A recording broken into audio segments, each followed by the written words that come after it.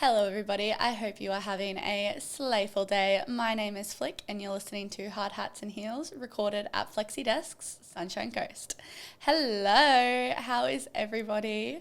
I am on top of the world today, so we're just going to jump straight into it, into our Friday knockoff. We actually have two this week. So first being that I am officially on holidays. So if you didn't know, there is this little loophole with all the public holidays at the moment that if you take off, you only have to take off a few days of annual and you end up getting 10 days off. So we're actually taking 3 weeks off, a little bit extra, just to have a bit of a break before I get back into it. So the podcast is going to be in full form over the next couple of weeks. But first, my Friday knockoff from work of the week. So if you didn't know, the Sunshine Coast Daily put an article out about me this week, which was full imposter syndrome moment. I was like, what the hell? I'm just Flick in this little world. And last night I was at work. We had some Sparkies on site who don't usually, they work on our job site. They're not the same company. They're just subbies that are usually there. Occasionally. Not when I say usually, I mean occasionally. Anyways, last night they were taking it a little bit, we were there a little bit later than we usually are. And I was like, come on, let's speed this up. I want to go home. Just as a joke. And they're like, what, don't you need the overtime? And I was like, no, I want to go home. And they were like, oh, what, does the podcast make you too much money? And I was like, how do you guys know about that? And I looked at the boys I work with every day and I was like, did you say something?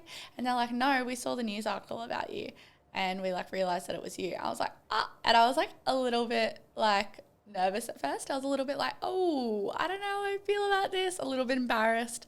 But the boys were so good. They were like, nah, that's actually so cool. Do you enjoy it? Does it do well? And I was like, yeah, no, I love it. It's not a sensation yet, but I'm planning on making it a sensation. And yeah, it was just so nice to hear that people who don't know me and don't actually aren't women in the industry are just backing you. So it's just a reminder that there are men out there who want to see us succeed and want to see us get in and have a crack. But that is my Friday knockoff, but let's jump into the episode. So this episode this week is going to be talking about the girls, and this is for the girls that have been told that they are too loud, they're too bossy, they're too much, they're too confident. Anyone who's ever been told that, this episode is for you, because I do not know about you guys, but my whole entire life I've been told I need to be quiet and do less and speak less and don't be so assertive and don't be so aggressive and don't be so confident and all these things under the sun. And this is literally the story of my life that I've been told these things. So if you've ever been called too loud, too emotional, too upfront, this episode's for you. And this is a call out that we are not shrinking ourselves anymore. We are not falling into the evolution of what men or women or anyone in the world want us to be. We are being us and unapologetically us. And if that means we're loud and we're confident and we're assertive, then that's what we're going to be. So let's just jump in to the first segment, labels. Why in the world do they feel the need to put labels on women that are like this?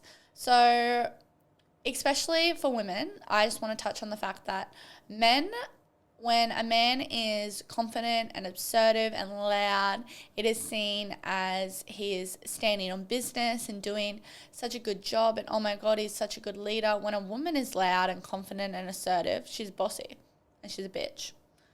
I'm sorry, please make it make sense. So we're going to dive into this and my thoughts on this. The first point is that women get told to be more quiet. And if you be quieter in settings, and if you're saying that this doesn't happen, you're living in a delusional world, because it does. I remember my whole life I'd been told to be quiet, whether it was in school or in work or sports or anything like that. I've always been such a confident young woman my whole life. From the age of literally from the moment I could talk, I have been confident. I've known who I am and I've been assertive and I've never been quiet. And my whole life, when you're a child, I used to get told children should be seen and not heard. And as I got older, they kept on trying to say it to me, but I'm like, wait, but I'm not a child anymore. So why should I just have to be seen and not heard? And I have an uncle in my family who thinks women should be seen and not heard, which for me is freaking baffling. 2025, and men out there and other people, not just men, still think that women should be seen and not heard. And they're trying to dull our voice. And what we can't let happen is we can't let conform to these society standards. We need to be outspoken and confident and assertive. And there's a difference between being assertive and aggressive, but we're going to jump into that a little bit later. So we're just going to chat on a personal story for me. So I remember when I first started with the company that I work with now, it was my second day, and we had gone and got topsoil in the back of the truck. We drove down to where we were doing, and digger was digging it out of the back of us, right?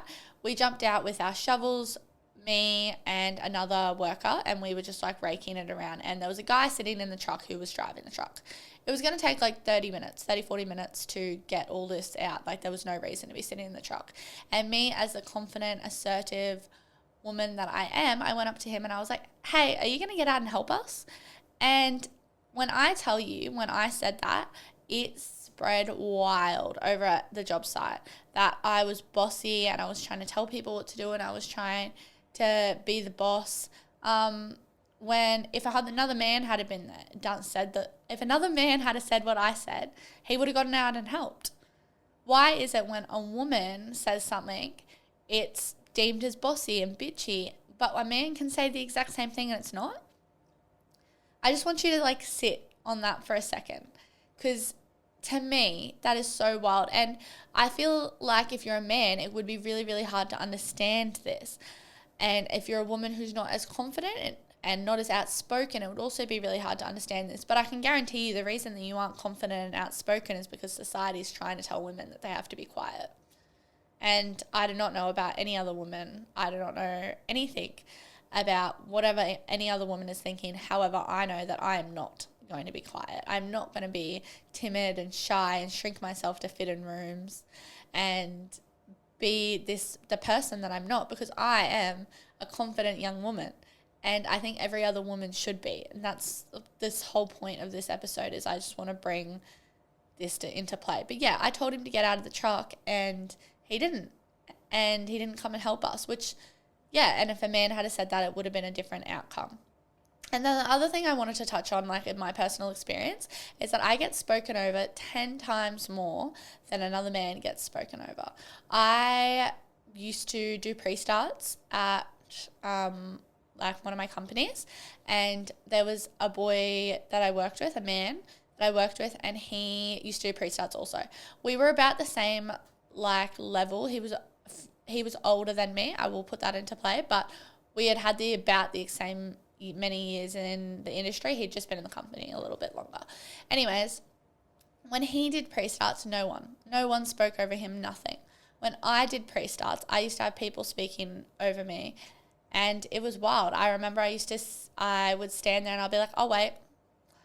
Why should a woman have to say, "I'll wait" for someone to stop talking? Because I'm sorry, but were you not raised with proper morals and respect that when someone starts talking, you don't need to talk over them?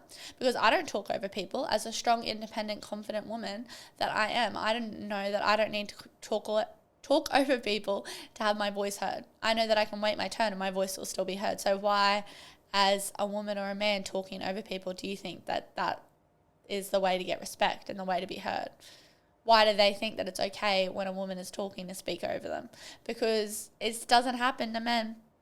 And you can sit there and say, no, we've come so far. There's so many better things. You're just whinging about nothing now. I'm not whinging. And I am telling you that things like this still need to continue to change. For my women out there, have you ever caught yourself being shy and softening your edges to be more likable? Have you ever decided, I'm not going to say that because they probably won't like that? Just sit with that for a minute. And if you have, why? Is it because you're a woman? Is it because you're younger? What is the reason? For me, I know that whenever I've decided that I was going to be more quiet or not say something to be more likable, it's because I'm a woman. in a male-dominated industry. And these things really, really can play into effect in your like brain, in the way you think about things, the way you talk, the way you operate. So our next segment is, where does it come from? Sorry. Where does it come from? Why is there a deep-rooted fear in women in leadership positions?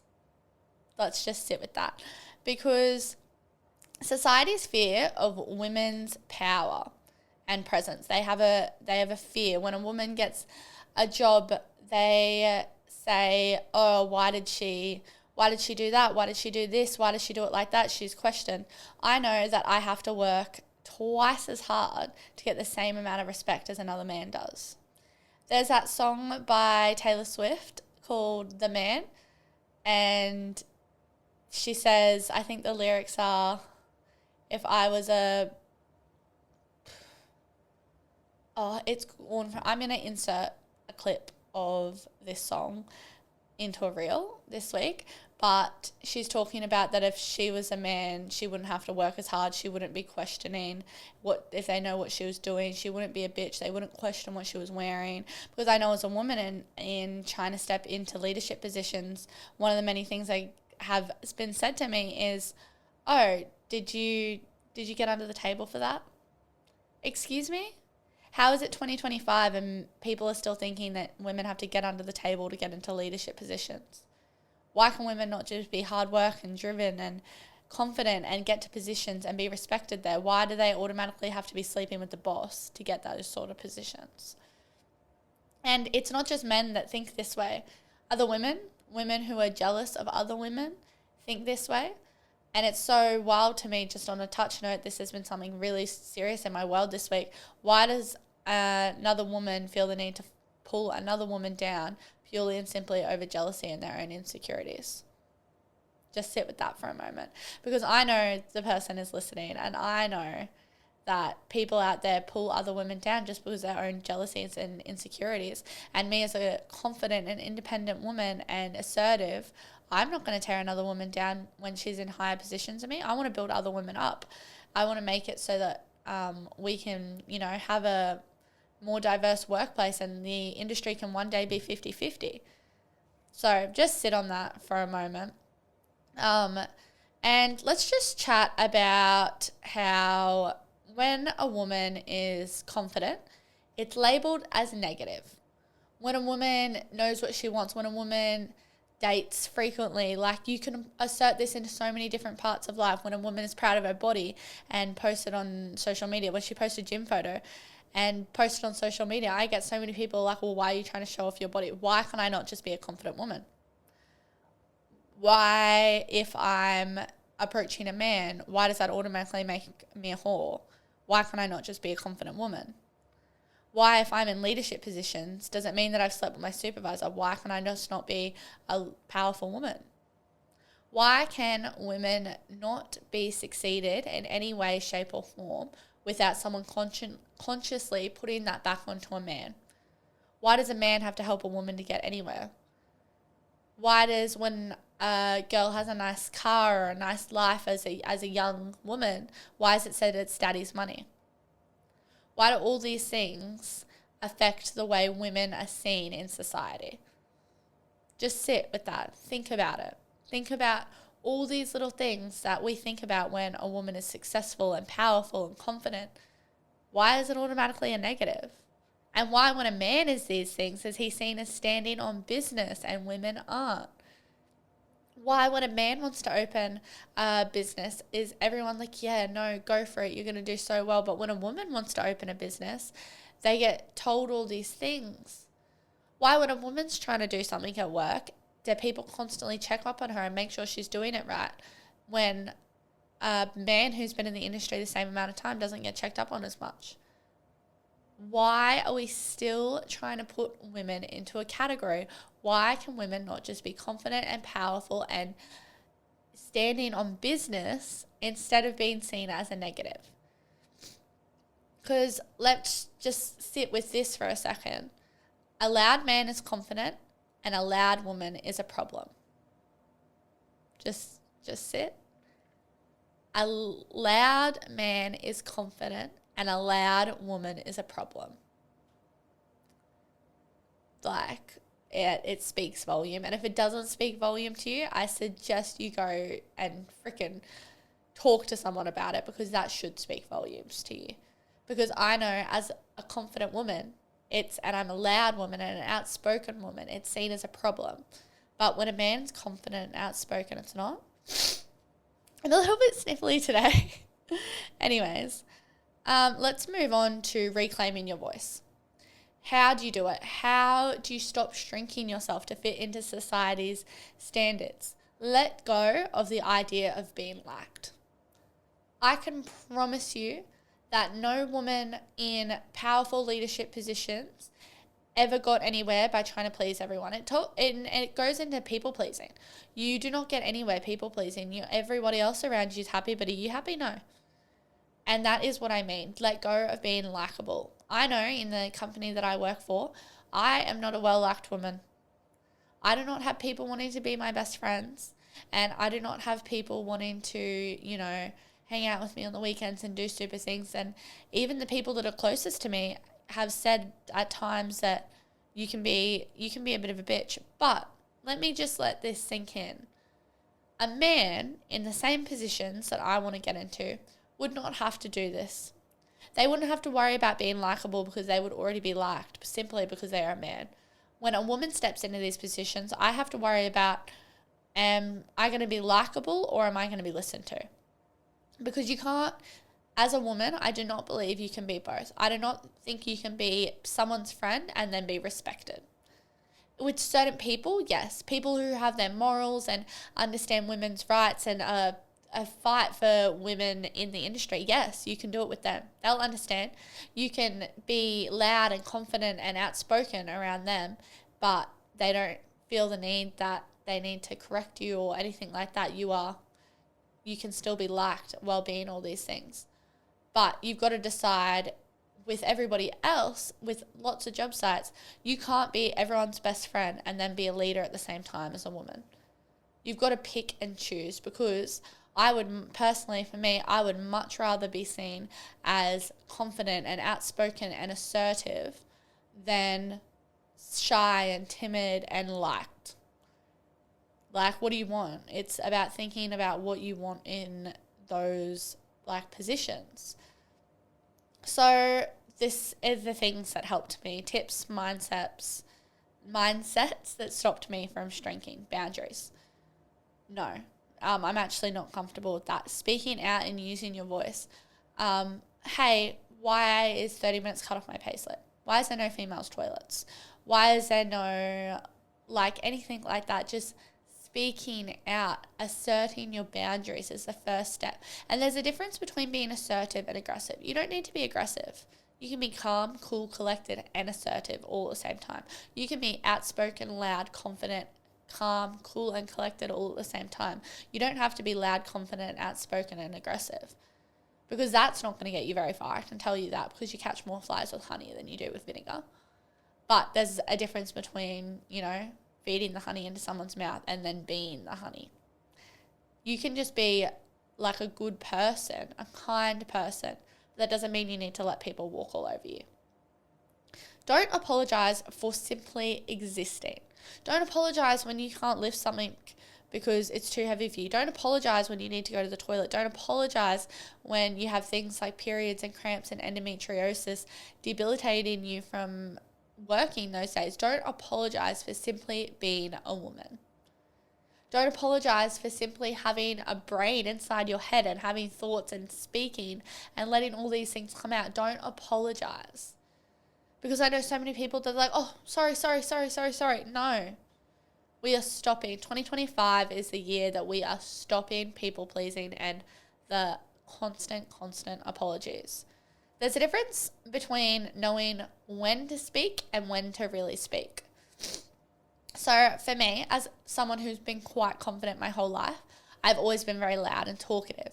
And as I've gotten older and grown up and matured and come into my era of who I really am, I've learned that not everything I need to comment on. That words have more power when they say confidently and calmly. You know, you don't want to be just known as that person that flies off the handle at a second guess. So take a moment. Take into consideration, when do you need to speak and when do you need to really speak? When do you need to be really assertive? No, that's not what's happening. When can you step back a little bit and read the room and read the situation? Now, that's not meaning you're shrinking yourself. You're just looking at the way that your personality is going to be best be taken. Because everyone's got different personalities. I've got a personality, you've got a personality, the person next to you has a different personality. So you've got to think about the way different personalities mix in. And whereas as someone who's really loud and confident and loud and confident, outspoken, a man especially who's not that confident or outspoken is really going to have an issue with a woman who is. So yeah, that's just what I wanted to talk about, is that you don't need to shrink or be small, but think about when you need to speak or when you really need to speak. And yeah,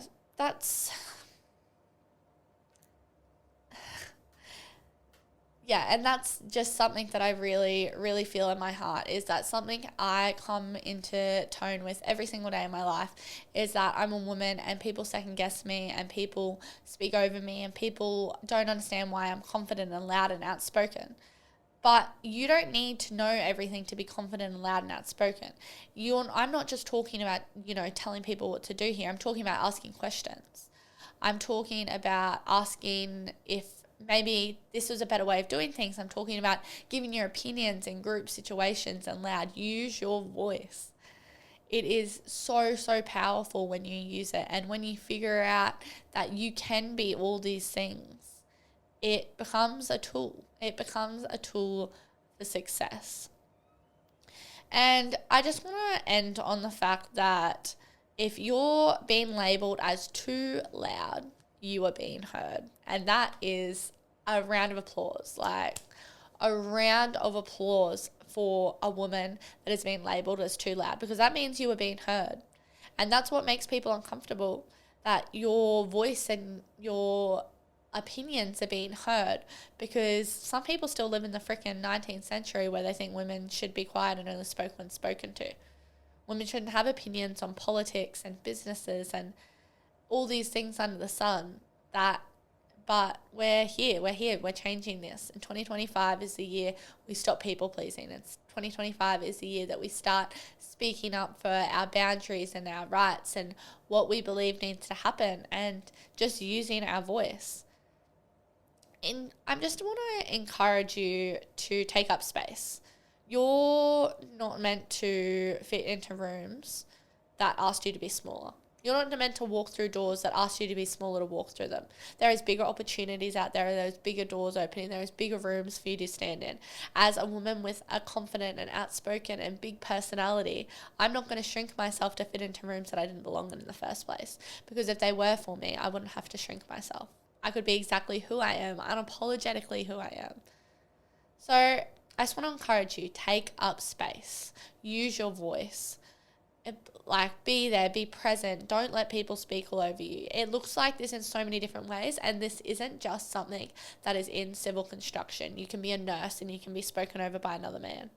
You can be in a business corporate role and be spoken over by another man in a meeting. All these things, we need to start little by little, 1% at a time. We need to start taking up space again, because a confident, a powerful, a voiceful woman is far more effective and helpful for our generation than a woman who is quiet and a woman who is quiet and timid and softens herself to make people like you.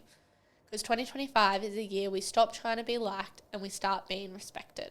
Because I would much rather be respected than liked any day of the week. So this week, I dare you to speak your mind. I dare you to not soften your edges. I dare you to walk into rooms and break doors off their hooks because of how confident and assertive and voiceful you are. And I'd love to hear about it.